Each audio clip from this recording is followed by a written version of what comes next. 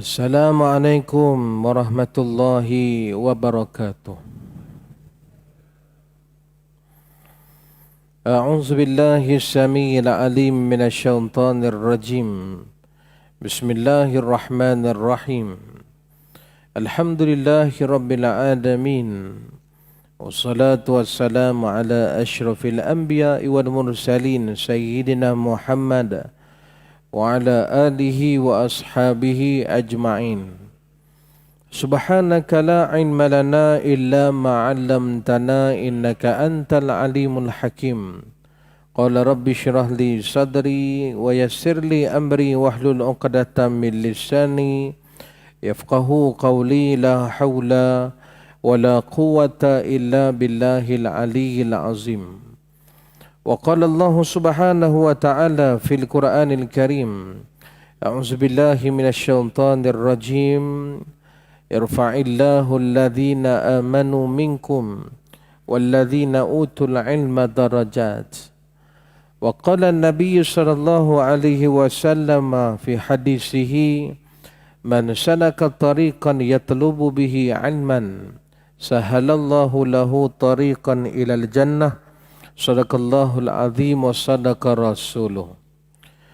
Nawaina ta'alluma wa ta'lim wa tadhakkura wa tadhkir wa nafa'a wal intifa' wal ifadah wal istifadah wal hassa ala tamassuki bi kitabillah wa sunnati rasulih sallallahu alaihi wasallam wa du'a ilal huda wa dalalata alal khair ibtigha'a wajhillah wa mardatihi wa qurbihi wa thawabih. Allahumma inna nas'aluka fahman nabiyyin wa hifzal mursalin wa ilhal man malaikatil muqarrabin birahmatika ya arhamar rahimin. Allahumma aftah alaina hikmataka wanshur alaina min khaza'ini rahmatika ya arhamar rahimin. Amin. Amma ba'd. Muslimin dan muslimat, hadirin dan hadirat, tuan-tuan dan puan-puan, mudah-mudahan kita semua yang berada dalam Masjid At-Taqwa ini, mudah-mudahan kita dirahmati dan dikasihi oleh Allah Ta'ala. Amin.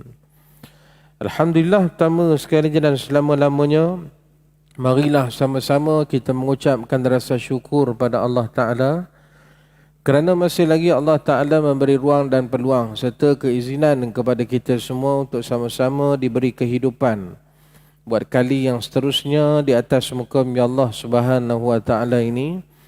Dan syukur yang tidak terhingga kita ucapkan juga dengan memperbanyakkan, melazimi dengan ucapan kalimah zikir, di antaranya dengan lafaz tahmid. Alhamdulillah, alhamdulillah, summa alhamdulillah, yang membawa erti segala puji yang layak kami puji hanya kepadamu, wahai Allah. Kerana masih lagi Allah Ta'ala memilih kita di kalangan hamba-hambanya, sehinggalah ke pagi ini untuk sama-sama menjadi pilihan, menjadi tetamu Allah. Seterusnya kita menjadi salah seorang daripada pencinta taman-taman syurga. Mudah-mudahan bukan setakat di dunia Allah Ta'ala pilih kita untuk berada dalam taman-taman syurga, mudah-mudahan di negeri akhirat esok Allah Ta'ala pilih kita semua untuk sama-sama kita rehat di dalam taman syurga yang realiti. Amin ya rabbal alamin. Tuan-tuan dan perempuan yang dirahmati Allah Ta'ala sekalian, alhamdulillah, syukur pada pagi ini sekali lagi kita diberi kesempatan, tetapi dalam kuliah subuh ya. Ada kuliah yang maghrib yang kita tak dapat nak jalankan disebab kerana waktu time saya kuliah hari Selasa minggu kedua itu, maka disarankan setiap masjid dan surau untuk mengadakan solat gerhana bulan ya. Jadi alhamdulillah hari ini pagi ini dapat kita bersama-sama sempurna kerana cuti. Selesai sudah kita mendapat Perdana Menteri yang baru, yang ke-10 ya. Jadi alhamdulillah, syukur hari ini yang bekerja kerajaan cuti ya. Yang swasta pun ada yang cuti, yang pencen confirm cuti ya. Jadi sementara kita nak menunggu masuknya waktu syuruk pada pagi ini ya, saya tak berniat untuk nak manjang-manjangkan bicara kita pada pagi ini. Biasa kalau panjang sangat, depan jemaah ni pakat semua pejam mata, khusyuk sangat ya. Jadi bila kita tengok demo khusyuk ya, tawar tidur dan sebagainya, Jadi kita pun rasa nak tidur. Ya. Jadi kita berhentilah habis kurang 7-5 minit ke 7:10. Ya, makcik-makcik belakang dengar. Jadi insya-Allah kita akan sebut pada pagi ini beberapa buah hadis ya. Baginda Nabi kita Muhammad sallallahu alaihi wasallam yang mana hadis yang cukup tuan-tuan yang mengingatkan kepada kita bagaimanakah suasana baginda Nabi Muhammad sallallahu alaihi wasallam ketika mana meninggalkan umat yang begitu sayang yang dicintainya, apatah lagi sahabat-sahabat yang diberi peluang untuk bersama dengan Nabi sallallahu alaihi wasallam, bila hilang di mata ni reaksi berbagai di kalangan para sahabat nak menerima ketentuan yang Allah Ta'ala tetap hidup kita manusia ni bukan kekal abadi, sifatnya sementara ya. Sebab itu kita akan tengok pagi ini insya-Allah hadis yang pertama, bagaimanakah keadaan Sayyidina Abu Bakr As-Siddiq radhiyallahu anhu dan juga Sayyidina Umar radhiyallahu anhuma dan orang-orang lain ketika mana wafatnya baginda Nabi Muhammad sallallahu alaihi wasallam. Bismillahirrahmanirrahim. An Ibnu Abbas radhiyallahu anhuma anna Abu Bakr radhiyallahu anhu kharaja wa zalika ba'da wafati Rasulillah sallallahu alaihi wasallam wa Umar radhiyallahu anhu yukallimu an-nas faqala ijlis fa'aba fatashahada Abu Bakr radhiyallahu anhu fama ilaihi an-nas wa taraku Umar radhiyallahu anhu faqala amma ba'du faman kana minkum ya'budu Muhammad fa inna Muhammadan qad mat wa man kana ya'budu Allah fa inna Allah hayyun la yamut. Qala Allah azza wa jalla wa ma Muhammadun illa rasul qad qalat min qablihi ar-rusul ila syakirin. Wallahi laka'anna an-nas lam yakunu ya'lamuna anna Allah anzala hadhihi al-ayat hatta talaha Abu Bakrin radhiyallahu anhu fatalaqaha an-nasu minhu falam yusma' basyarun illa yatluha. Daripada Sayyidina Abdullah bin Abbas radhiyallahu anhuma, dan demikian apabila ketika mana Sayyidina Abu Bakar telah keluar, iaitu sesudah wafat baginda Nabi sallallahu alaihi wasallam, dan Umar bercakap kepada manusia, maka ia berkata, duduklah engkau. Maka Umar enggan, lalu mengucap syahadah Abu Bakar radhiyallahu anhu. Maka datanglah kepada manusia dan mereka meninggalkan Umar. Kemudian ia berkata, adapun sesudah itu, maka barang siapa daripada kamu yang menyembah Muhammad, maka bahawasanya Muhammad telah pun mati. Dan barang siapa yang menyembah Allah Ta'ala, maka bahawasanya Allah itu hidup dan tiada mati. Firman Allah Azza wa Jalla, wa ma Muhammadun illa rasul qad qalat min qablihi rusul. Sehinggalah asyakirin, bererti tiadalah Muhammad melainkan pesuruh Allah. Sesungguhnya telah lalu sebelum beberapa orang rasul, dan seterusnya. Demi Allah, seolah-olah manusia tiada mengetahui bahawa Allah telah menurunkan ayat ini hingga dibacakan dia oleh Abu Bakar As-Siddiq radhiyallahu anhu. Maka menerima ayat-ayat ini oleh manusia daripadanya, maka tiadalah mendengar manusia melainkan ia bacakan ayat ini. Hadis yang telah disahihkan oleh Al-Imam Al-Bukhari radhiyallahu anhu. Tuan-tuan dan puan-puan hadirin yang dirahmati Allah Ta'ala sekalian, hadis yang telah saya bacakan tadi dan tuan-tuan dengar ini mengisahkan tentang bagaimana reaksi penerimaan sahabat-sahabat ridwanullahi alaihim ajma'in ketika mana kewafatan baginda Nabi Muhammad sallallahu alaihi wasallam. Cinta mereka kepada Nabi sallallahu alaihi wasallam tidak ada tolak banding, kerana dalam hidup mereka ini Allah dan Rasul adalah segala-galanya. Baik itu satu hari kata Abdullah bin Abbas yang merupakan sahabat dan juga sepupu Nabi SAW. Satu hari Abu Bakar dia keluar, kharaja. Keluar dengan erti kata bersia-sia. Setelah sekian lama tuan-tuan ya, dia tak keluar disebabkan kerana Nabi sebelum Nabi wafat ini Allah jadikan ya, sakit pada diri Nabi, demam. Baik itu Nabi demam kurang lebih hampir kat 2 minggu juga Nabi tak keluar solat dengan sahabat-sahabat ya. Dan apa sebab? Maka diriwayatkan bahawa ketika mana dalam satu peperangan menentang kaum Yahudi laknatullah alaihim ajma'in, di dalam satu peperangan iaitu peperangan Khaybar yang berlaku pada tahun 629 Masihi, yang mana Islam menentang Yahudi yang ada di kawasan Madinah itu, di antaranya Yahudi daripada Puak Qainuqa dan juga Nadir. Yang berlaku peperangan ini tuan-tuan menyaksikan bahawa Nabi kita Muhammad SAW bersama dengan para sahabat dengan jumlah yang sedikit, 1,600 berbanding daripada jumlah Yahudi yang dalam peperangan tersebut hampir kat 14,000 orang. Jadi bayangkan tuan-tuan ya, dikali dengan 10 gandaan.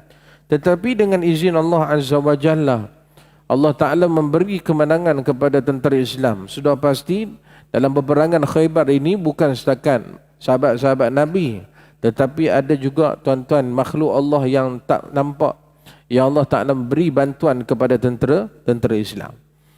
Tuan-tuan, disebabkan dengan kemenangan itu, ada seorang daripada makcik daripada bangsa Yahudi yang diberi nama Zainab binti Al-Haris. Dia ni bukan Islam, dia Yahudi. Konon-kononnya dia nak celebrate tentang kemenangan tentera Islam ni. Maka dia hadiahkan kepada tentera Islam ini tuan-tuan penat dalam bertempur. Maka dia hadiahkan umpama macam kita nak sebut buat kenuri lah ya. Buat kenuri doa selamat. Tapi yang ni tak selamat sebenarnya. Tapi Nabi kita Muhammad tetap bersangka baik. Itu sifat Nabi. Nabi orang yang kalau buat jahat dengan dia, Nabi akan tunjuk akhlak yang baik. Supaya mudah-mudahan orang tersebut tuan-tuan terkesan dengan akhlak Nabi. Walaupun dia pernah diludah, walaupun Nabi pernah diugut untuk dibunuh, tapi Nabi tetap tuan-tuan dengan watak ya, seperti mana yang Allah Ta'ala rakamkan dalam Al-Quran, wa innaka la'ala khuluqin azim. Allah puji akhlak Nabi ini, dia memang tidak ada orang yang boleh challenge dia punya akhlak. Itulah Nabi kita Muhammad SAW. Orang buat baik dengan dia, maka dia akan buat lebih baik daripada orang itu. Begitu juga tuan-tuan, kalau orang itu buat baik, lebih baik, dia akan buat lagi terbaik. Sebab itu kita dengar banyak kisah-kisah mereka yang hina Islam dari peringkat permulaannya, bila kenal Muhammad sehingga dapat mengucap kalimah syahadah di hadapan baginda Nabi Muhammad. Kerana Nabi tunjuk dari sudut akhlak saja, maka semua orang sudah terpikat dengan akhlak yang dimiliki oleh Nabi. Nabi tak payah teruk bagi kuliah subuh perdana, tak payah. Nabi tak payah buat forum ceramah perdana, nak ngajak orang masuk Islam, tak payah. Nabi hanya tunjuk akhlak, bukan setakat tunjuk perlakuan, tetapi tutur kata Nabi cukup indah. Jadi sebab itu Zainab binti Haris ini, dia bawa tuan-tuan kambing. Dia bawa kambing untuk diberi, nak celebrate tentang kemenangan orang Islam. Nabi pun sangka baik lah, mungkin sebab kerana yalah Allah Ta'ala bagi hidayah kepada dia, Nabi pun terima. Rupanya kambing yang dibawa oleh Zainab binti Haris ini sudah dibubuh racun ya. Rempah ratusnya selain daripada rempah kari, adabi dan sebagainya, contoh-contohnya, bila dicampur dengan kain daun kari dan sebagainya, maka dia ada campur racun ya.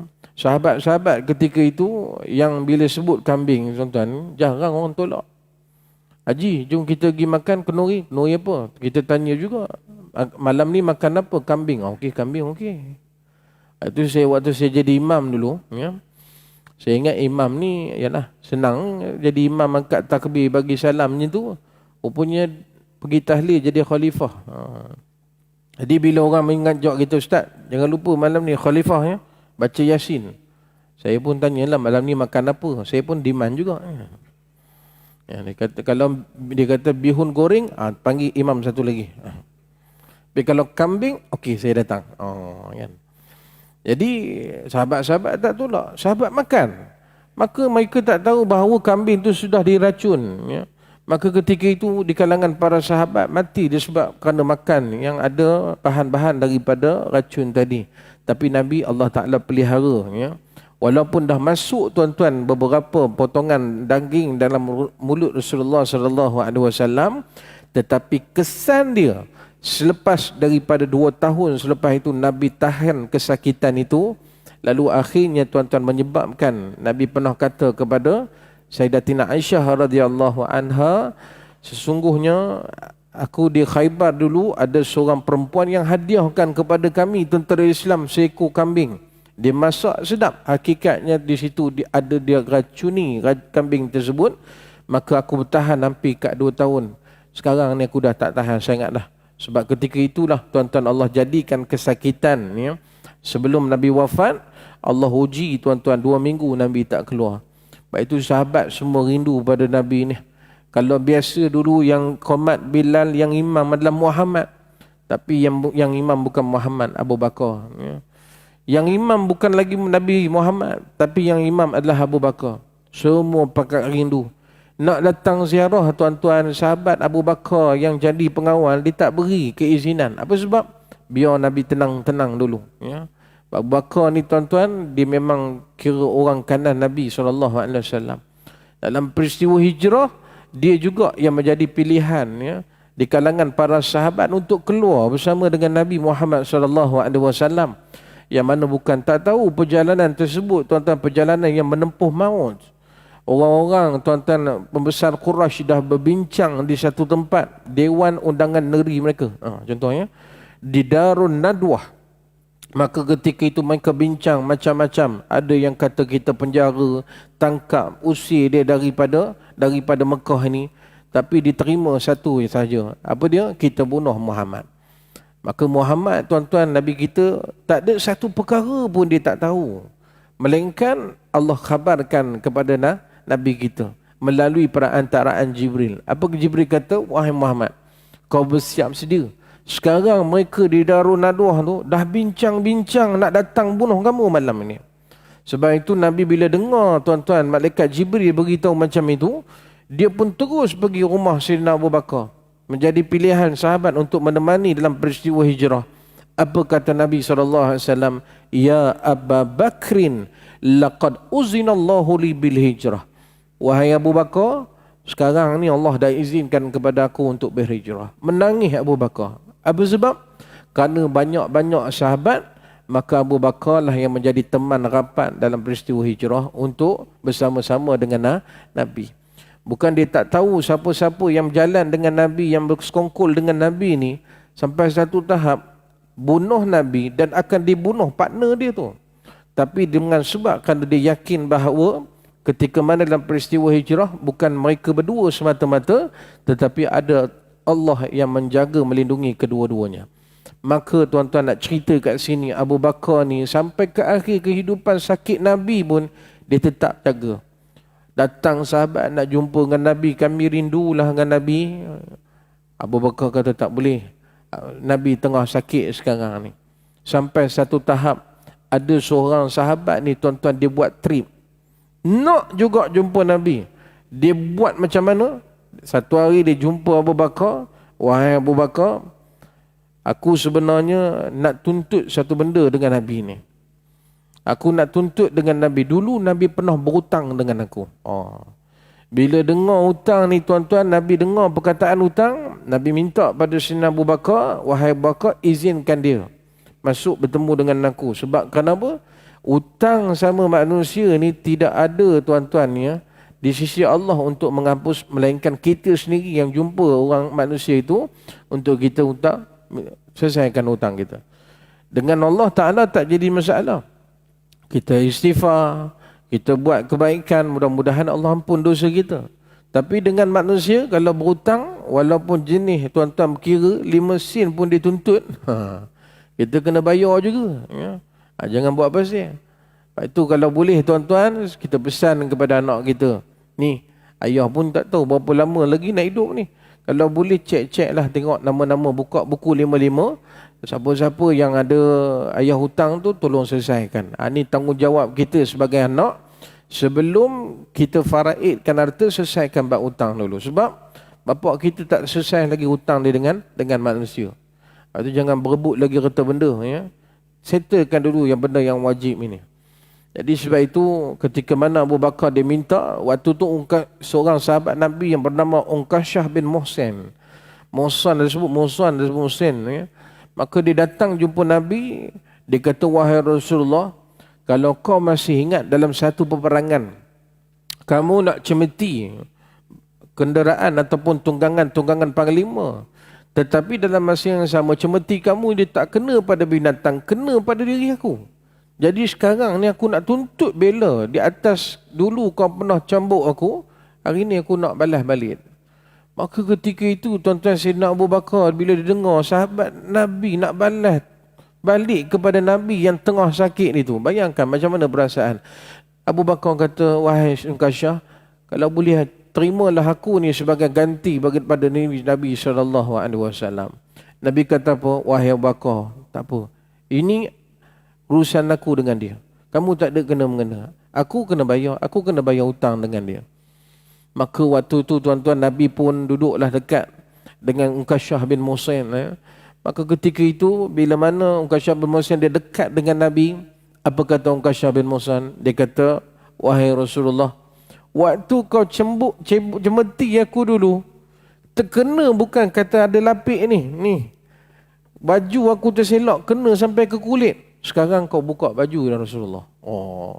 Dia minta Nabi tuan-tuan untuk dibuka, diangkatkan sedikit baju sebab dia nak balas kulit dengan kulit. Maka waktu tu Sayyidina Umar radhiyallahu anhu, dia ada di samping dengan Abu Bakar, dia agak marah. Sebab apa? Sebab Nabi tengah sakit pun nak dibalas tuan-tuan. Ya. Sahabat dah offer diri untuk digantikan dengan badan Nabi itu, maka dia tak terima. Maka Umar ni tuan-tuan, dia standard lah. Umar Khattab ni memang orang jalan penyelesaian dia, pancungnya. Dia kira dah standby nak tarik dia punya pedang tu, nak penggal kepala Unkashah, biadab sangat dengan Nabi. Nabi tengah sakit tenat tuan-tuan, dia minta yang bukan-bukan. Umar standard, dia memang selesai masalah pancung. Baik itu dalam peperangan Badar sebagai contoh. Ya. Dalam peperangan Badar, bila mana peperangan Badar berlaku, selesai saja Nabi dapat tawanan perang. Nabi dapat tawanan perang, ketika itu Nabi tanya pada sahabat, wahai sahabat-sahabat sekalian, agak-agak apa kita nak buat pada tawanan perang ini? Tuan-tuan, Umar dia angkat tangan, dia kata, ya Rasul, pancung ni pun ni. Ini semua ni munafik belaka ni. Umar dia memang keras. Bila Umar bagi tahu pancung pada tentera Badar ni, tawanan perang ini, Abu Bakar ada kat situ. Abu Bakar ni kan jenis lembut orang ni. Ya. Kita nak sebut lembut macam mana tuan-tuan ya? Macam kita kalau kat sini senator dulu, menteri agama dulu, Dr. Zulkifli Al-Bakri, jenis lembut macam tu lah. Bila dia dengar Umar ni tuan-tuan nak pancung, dia pun tegur lah, Umar tak molek gitu. Gitulah. Lembut-lembut gitulah lebih kurang lah. Ya. Umar ni memang akhlak sopan santun, betul cakap, dia lembut. Ya.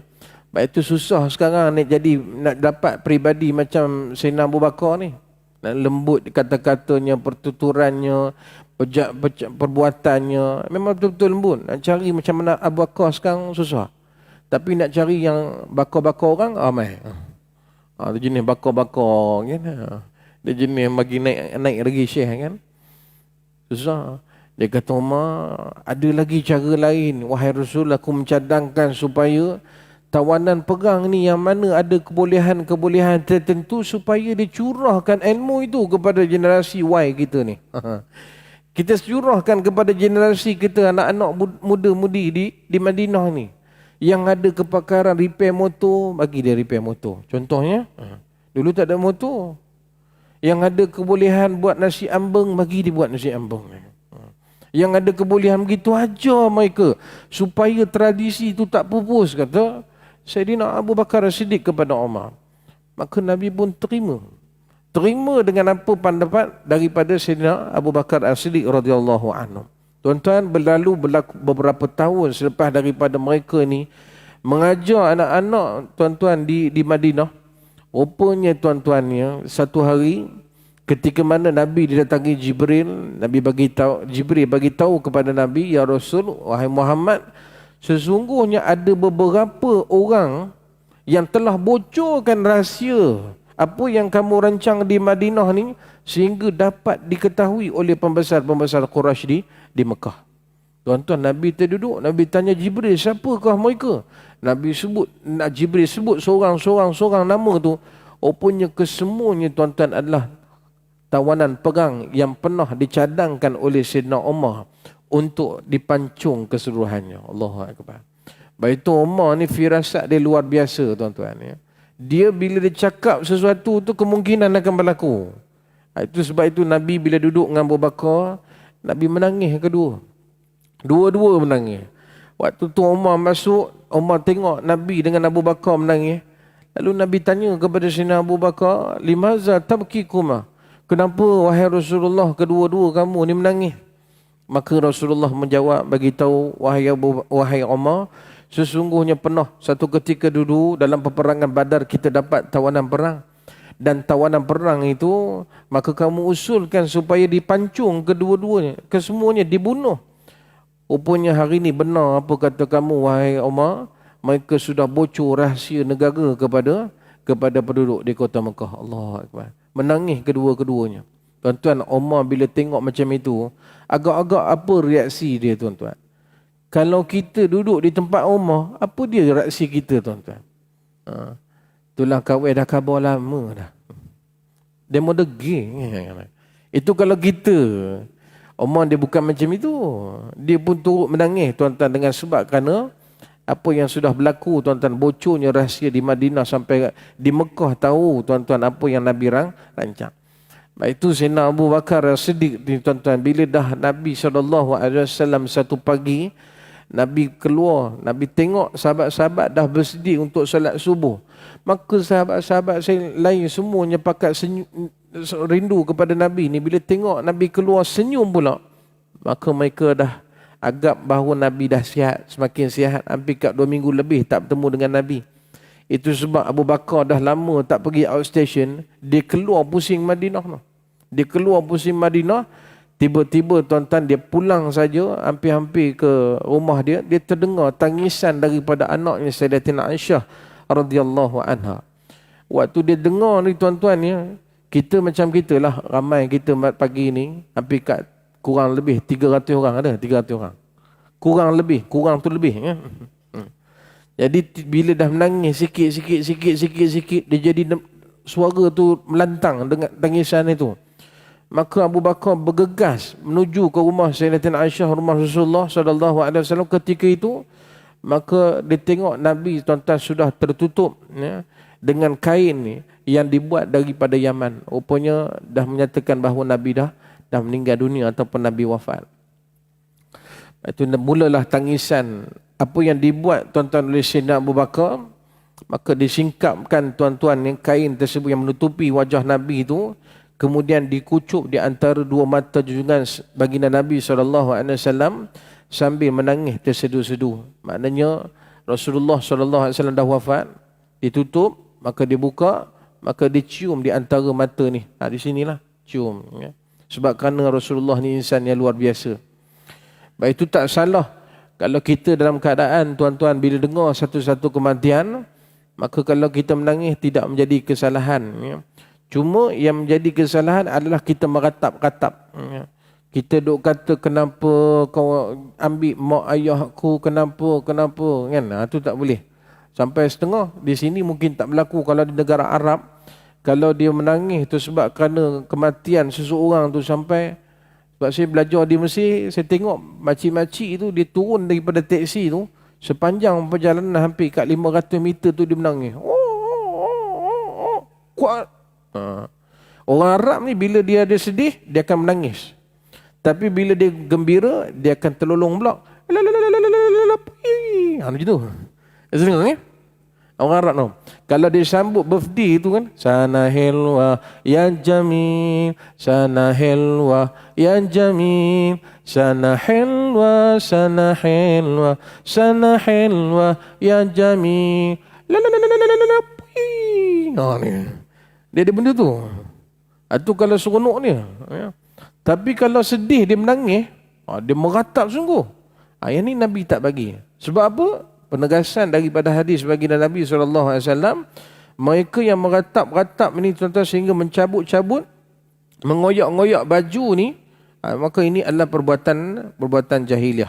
Jadi sebab itu, hadirin yang dirahmati Allah Ta'ala sekalian, maka orang dengan sebab kerana kesedihan, kematian, kehilangan mak ayah ini, kata Nabi SAW, hadhihi rahmah ja'alahu Allahu fi qulubi ibadihi fa innama yarhamullahu min ibadihi ruhama.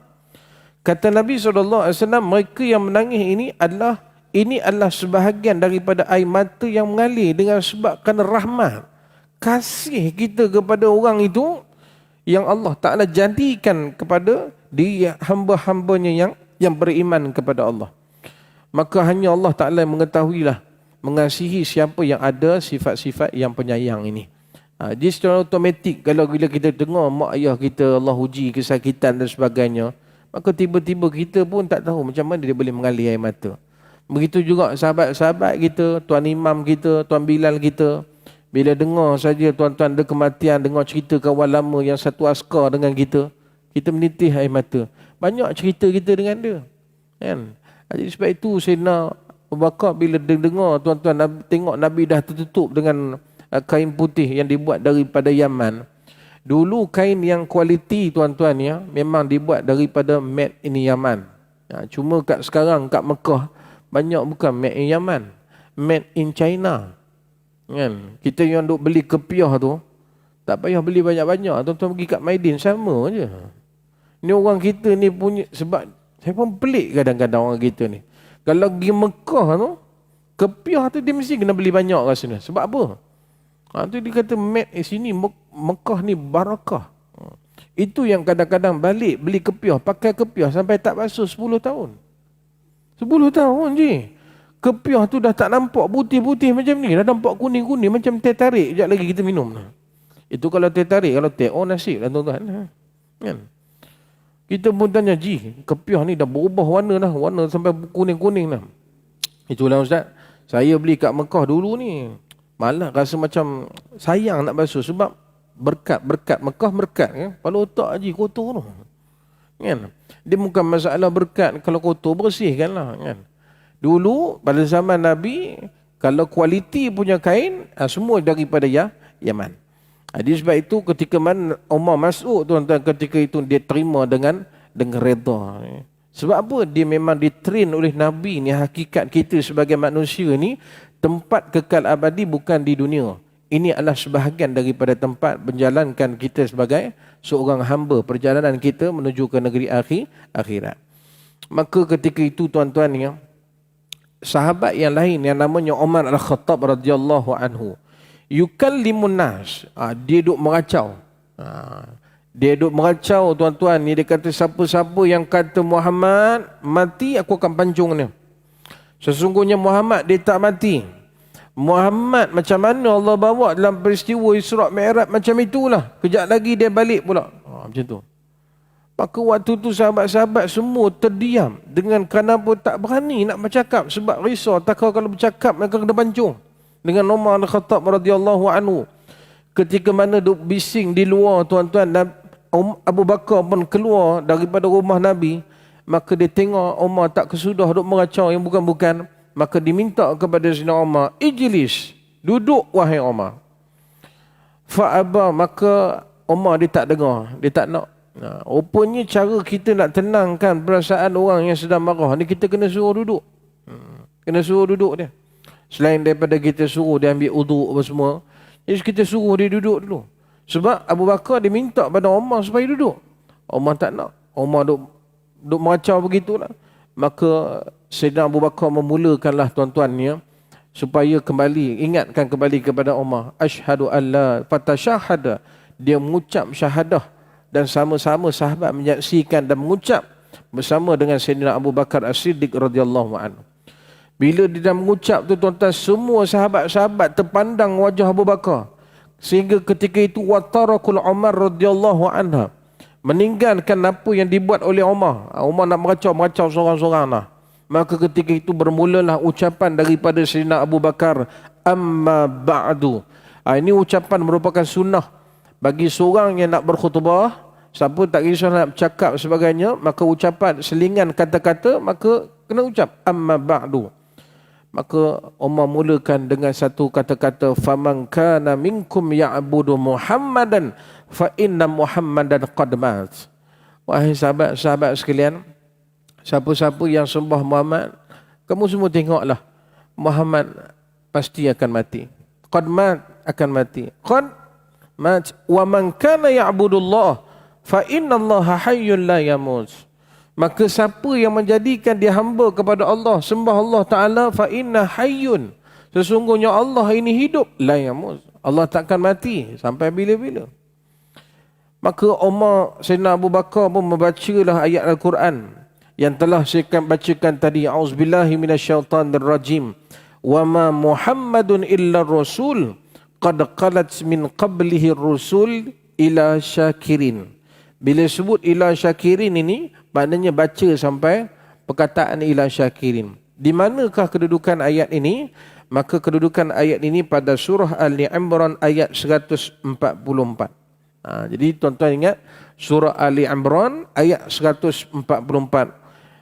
Abu Bakar pun baca, wa ma Muhammadun illa rasul qad qalat min qablihi rusul afa imma aw qutila qalabtum ala aqabikum wa man yanqalib ala qibayhi falan yadurrallaha syai'a wa sayajzillahi syakirin. Bila dia baca macam itu, tuan-tuan, sahabat-sahabat bila dengar tu berhenti menangis. Ada yang sahabat dengar tu seolah-olah kata dalam hadis ini, seolah-olah macam ayat itu baru saja turun pada ketika itu. Sedangkan ayat ini dah turun, dah lama dah, waktu Nabi SAW masih hidup, dah jebut ayat Quran ini. Tapi dengan sebab kerana Allah uji dengan kematian orang yang disayangi, sampai lupa ayat Quran. Apa maksud dia? Ketika itu Abu Bakar dibaca ayat ini, dibagi tahu kepada para sahabat, sesungguhnya ingat, telah berlalu sebelum ini rasul-rasul dan juga nabi-nabi yang pernah juga Allah utuskan kepada umat-umat terdahulu. Tetapi mereka tak hidup lama. Ada dia punya expired kehidupan mereka. Mungkin diberi kelebihan 1000 tahun macam umat Nabi Nuh. Mungkin diberikan 200 tahun, 100 lebih tahun. Tetapi umat Muhammad yang Nabi sebut, hatta di antara ma baina sitin wa arba'in, di antara 60 ke 70 tahun saja. Maka kita lihat kewafatan Nabi usia 63 tahun. Maka inilah kehidupan. Yang hidup pasti akan menemui kematian. Dan kematian kita tak macam mana orang kafir fikir, bila mati selesai segala-galanya. Tidak. Kita orang Islam ingat, bila mati itu bukan selesai lagi perjuangan kita, belum selesai lagi kita punya kematian. Sebab kita ada alam yang perlu kita lalui, yang dinamakan sebagai alam kubur, alam mahsyar. Seterusnya barulah kita rehat-rehat dalam syurga Allah. Mudah-mudahan amin ya rabbal alamin. Jadi sebab itu, bila sahabat dengar ayat Quran yang dibaca surah Ali Imran 144, mereka rasa seolah-olah macam diturun ayat Quran yang baru. Sedangkan itu ayat Quran yang pernah dibacakan oleh Nabi. Dan tidak ada, tuan-tuan, perkataan yang diucap yang menjadi zikir di kalangan para sahabat pada ketika itu. Maka bila sahabat yang lain pulang daripada Yaman, daripada berniaga, daripada Syam berniaga balik ke Madinah, maka mereka bila tanya, mana Nabi? Sebenarnya Nabi SAW dah wafat. Maka mereka akan baca ayat ini supaya menenangkan hati para sahabat. Menenangkan hati sahabat-sahabat yang tak sempat bertemu dengan Nabi itu. baca ayat ini menerima hakikat bahawa setiap yang hidup itu pasti akan bertemu dengan Sang Penciptanya. Tuan-tuan, bila kita dengar kisah ini, cukup menyayatkan hati kalau ada kita di samping dengan Nabi. Kerana Nabi ini adalah sahabat yang cukup menjaga perasaan. Cukup menjaga, tuan-tuan, keistimewaan apa yang dimiliki oleh satu-satu tempat itu. Sebab itu Nabi tak pernah ada musuh-musuh selain daripada Yahudi, Nasrani yang Allah sebut sendiri dalam surah Baqarah ayat 120. Lan tarda ankal yahud walan nasara hatta tatabi'a millatahum. Yahudi, Nasrani dia takkan lapang dada dengan kita orang Islam ini sehingga kita ikut jejak langkah mereka. Baik itu mereka datang hari ini, tuan-tuan, dengan corak yang luar biasa. Mereka tak serang, tuan-tuan, melalui medan peperangan. Sebab dia tahu orang Islam ini bila diseru tentang semboyan, tuan-tuan, ya, dalam peperangan, ramai akan turun. Sebab apa? Itu jalan mudah untuk kita menuju ke syurga. Tapi hari ini mereka serang anak-anak kita dengan apa? Dengan gadget saja. Ramai orang-orang terleka dengan gadget. Anak-anak kita terleka main game. Kadang-kadang bukan setakat anak-anak, suami pun ramai juga jenis main kaki game. Tak salah kalau main game, tak ada masalah. Tapi jangan abaikan tanggungjawab kita sebagai ketua keluarga. Hari ini saya pun rasa macam tak tahulah nak sedih ke nak ketawa. Bila tanya sebab apa berpisah dengan suami ni. Suami saya kaki game. Saya tak tahu nak ketawa ke nak sedih ni. Rupanya bukan budak-budak saja main game. Sampai suami sampai abaikan tanggungjawab. Bukan kata dia tak berjaya, dia berjaya. Tapi duit tu banyak habis dekat beli aksesori game tu. Dia ada satu game nama game Roblox. Tahu Roblox?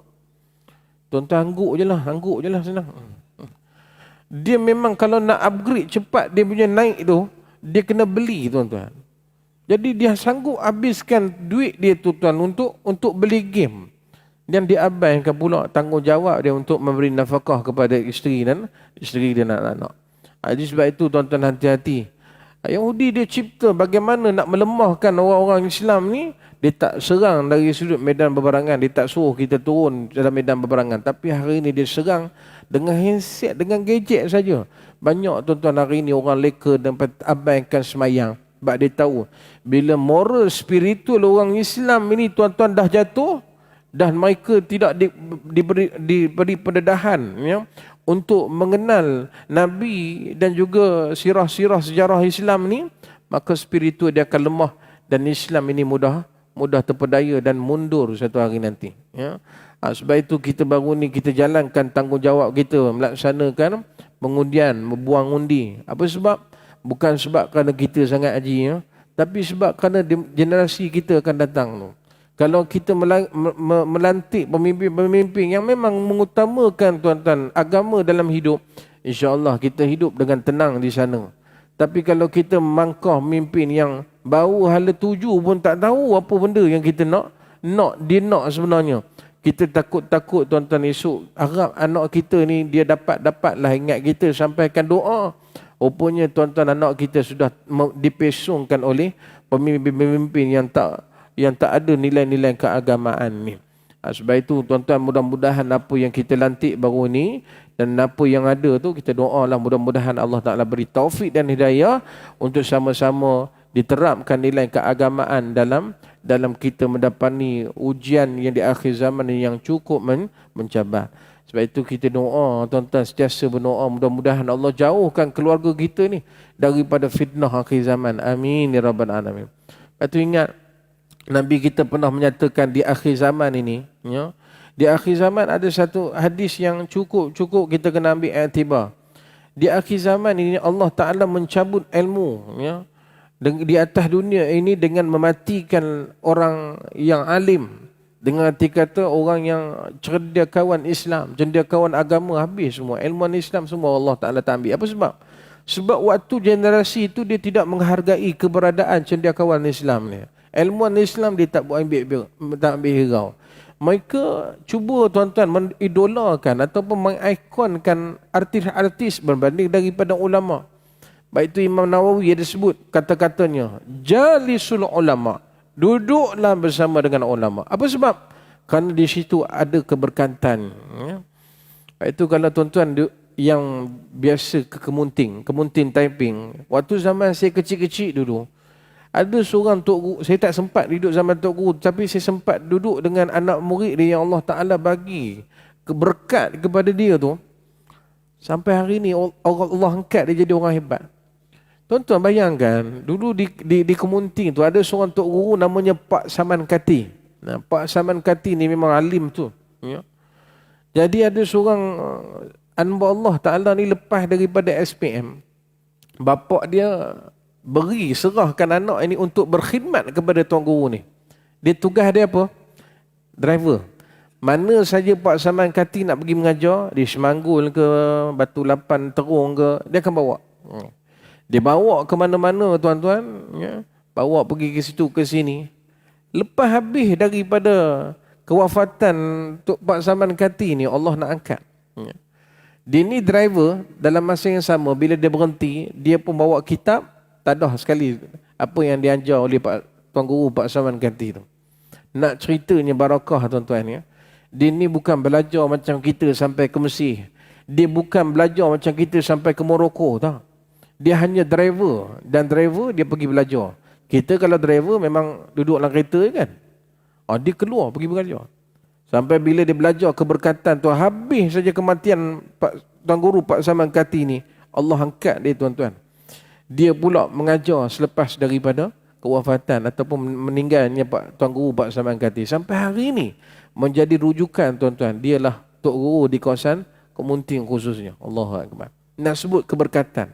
Berkat ni kita tak nampak kan. Sebab itu Nabi bila sebut tentang keberkatan ni, sahabat-sahabat Nabi tuan-tuan, dia takut sungguh. Sebab kenapa? Berkat ni benda yang tak boleh nak ditimbang dengan satu timbangan. Tak boleh nak diukur dengan pembaris. Berkat ni macam mana? Kami risau takut rezeki kami ni Allah cabut keberkatan. Macam mana kami nak nilai? Rezeki kami tu Allah cabut keberkatan. Maka Nabi kata apa? Kalau kau nak tahu rezeki kamu tu Allah dah cabut keberkatan, kamu makan tak pernah rasa kenyang, minum tak pernah rasa hilang dahaga, kamu ingat rezeki kamu tu Allah dah cabut keberkatan. Allahu Akbar. Itu tak masuk macam kita makan pagi ni. Makan pagi ni memang tak kenyang, seorang sebungkus je. Tak kenyang, tak berkat, aku bagi sumang. Menyesal pula aku bagi. Ni kalau makan kat rumah ni, pah makan tak kenyang-kenyang kan. Kalau makan di masjid memang terhad. Jemaah sebungkus. Berceramah je 3 kan. Kan? Itu biasa macam tu lah. Ya? Tapi di sini wallahualam saya pun tak tahu. Satu juga. Lebih kurang sama-sama lah kita tak kenyang tuan-tuan. Ya? Bukan tak berkat, tapi itu memang disedia macam tu je. Ya? Jangan banyak songeh lah. Ya. Apa dia?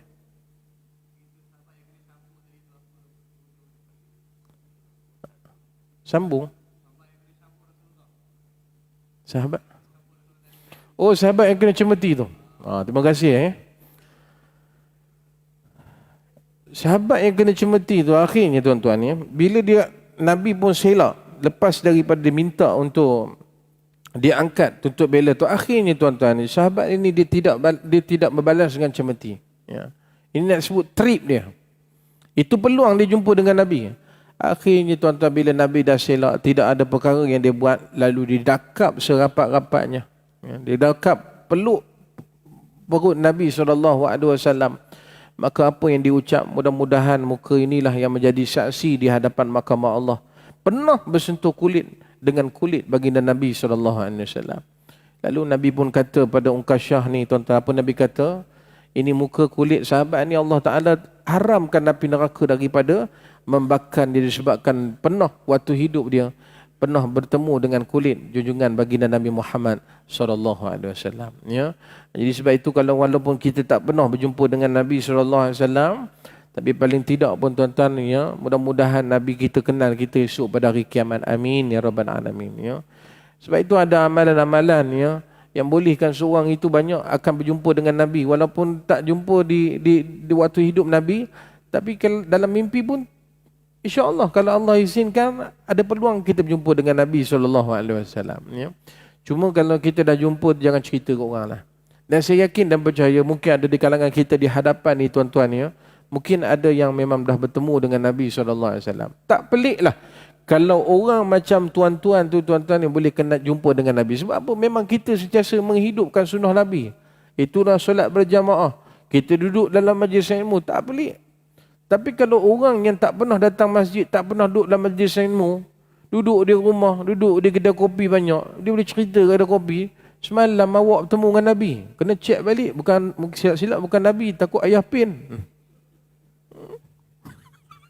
Takut ayah pin kan. Baik itu tuan-tuan ya. Paling tidak kita amalkan benda-benda yang mudah lah. Kita ni tak belajar tinggi sangat pun. Bukan pangkat PhD, tidak. Kita amal benda-benda yang simple. Apa yang Nabi kata banyakkan istighfar. Sebab kita banyak dosa. Itu yang kadang-kadang budak-budak muda sebelum nak cop tu, saya tanya dulu. Ni bang, abang nak kahwin sekejap lagi ni. Abang cuba istighfar sekejap. Istighfar. Dia dah start gaul kepala. Kalau lupa lah Ustaz, astaghfirullahalazim. Itulah itu. Kan? Jadi susu selawat pun kadang-kadang sallallahu ala Muhammad. Bila dia selawat macam tu, saya pun bangun. Bila suruh tasbih pun tak tahu mana tahmid, tak tahu kan. Jadi paling tidak pun kita amal yang simple-simple. Istighfar, selawat, zikir yang mudah-mudah. Subhanallah, alhamdulillah, Allah akbar, la ilah. Cukuplah insya-Allah. Sambil-sambil kita risikan ruang kekosongan kita tu, maka paling tidak pun kita juga melakukan amal ibadah melalui lisan kita. Mudah-mudahan amin ya rabbal alamin. Jadi tuan-tuan, sebab itu risaunya Nabi ialah di akhir kehidupan ni ya, qalilul ulama kasirul khutaba ya. Kalau Allah dah cabut alim ulama ni, Allah cabut keberkatan ilmu ni, Allah matikan para alim-alim ulama cendekiawan ilmu Islam, maka yang tinggal pada ketika itu ialah khutaba yang pandai bercakap tentang Islam, tentang agama, tetapi hakikatnya mereka ini jahil, kata Rasulullah. Mereka ini bodoh, kata Nabi SAW. Fadallu wa adallu. Mereka indahlah sesat dan menyesatkan pula orang lain. Na'udzubillah. Jadi sebab itu kita berdoa hari ini, kita mengundi hari ini bukan sebab kerana kita sangat, tapi sebab kita nak pastikan generasi kita mendapat keselesaan ataupun kemudahan dalam ilmu-ilmu yang berkaitan dengan perkara fardu ain. Itulah ilmu agama. Wallahu alam.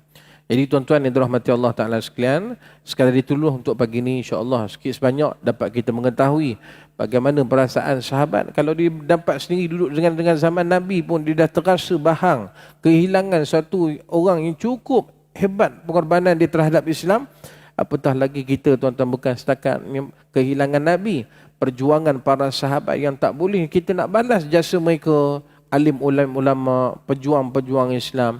Mudah-mudahan kita doakan, mudah-mudahan Allah Ta'ala tempatkan mereka di tempat Allahumma ja'al qabrahum raudatan min riyadil jannah wa la taj'al qabrahum hafratan min hafarin niran. Amin.